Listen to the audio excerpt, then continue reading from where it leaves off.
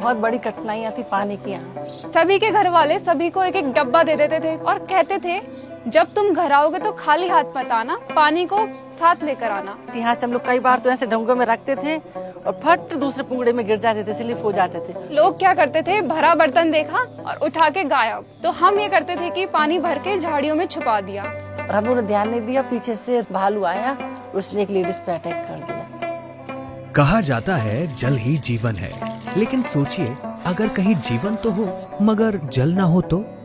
यही कहानी है उत्तराखंड के पौड़ी गढ़वाल जिले के एक छोटे से गांव सीमन की।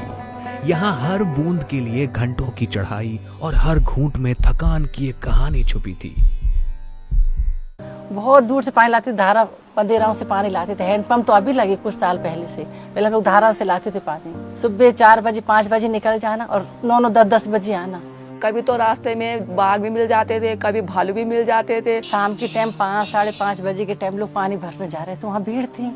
दूसरे गाँव के भी थे और हमारे गाँव के भी थे और हम लोगों ने ध्यान नहीं दिया, पीछे से भालू आया, उसने एक लेडीज पे अटैक कर दिया और उसको छोड़ा, गिराया थोड़ा और फिर दूसरे पे किया और ऐसे में 3-4 लेडीजों को वो किया उसने। कई बार मतलब ऐसा भी हुआ है कि छमाही इम्तिहान, हाफ ईयरली जो एग्जामिनेशंस होते हैं, तो हमने पेपरों के दौरान हमारे दिमाग में बातें चलती थी, जितनी जल्दी पेपर करके छूटेंगे उतनी जल्दी हम अपना पानी भर देंगे ताकि हमें लाइन न लगानी पड़े। जिसके छोटे बच्चे रहे उसको कमरे में बंद कर देना और तब पानी के लिए जाते थे भूखे प्यासे, वही इलेक्ट्रिक बाथरूम सब अंदर। पहले किसी की मतलब लड़की की शादी या लड़का की शादी होती थी ना, तो हम 1 महीने पहले सारे गांव के मिलकर पहले बोलते थे कि उनके घर पे पानी जमा कर दो कि वहाँ पे शादी है भाई, वो पानी कहाँ से लाएंगे। तो जब लड़की की शादी होती तो लड़की को टेंशन होती थी कि अगर मेरी शादी हो रही तो हमारे घर में पानी कौन लाएगा। वो मेहंदी तब लगाती थी, पहले वो पानी ला के अपने घर में रखती थी, तब वो मेहंदी लगाती थी।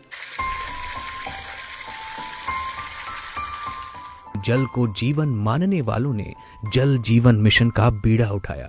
एक ऐसा संकल्प जिसने ठाना कि हर गांव, हर घर और हर भारतवासी तक शुद्ध पेयजल पहुंचाना अब सिर्फ सपना नहीं, एक राष्ट्रीय प्रतिज्ञा है।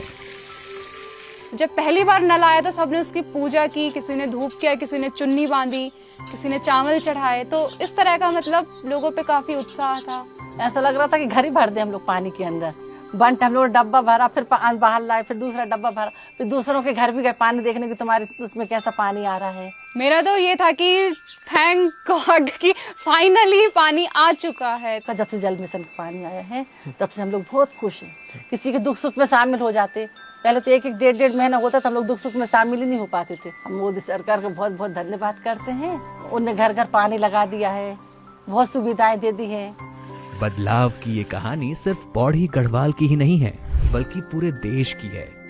ಮತ್ತೆ ಪ್ರತಿ ಮನೆಗೂ ಒಂದು ಈ जल जीवन मिशन इंद अनुकूल आಗಿದೆ।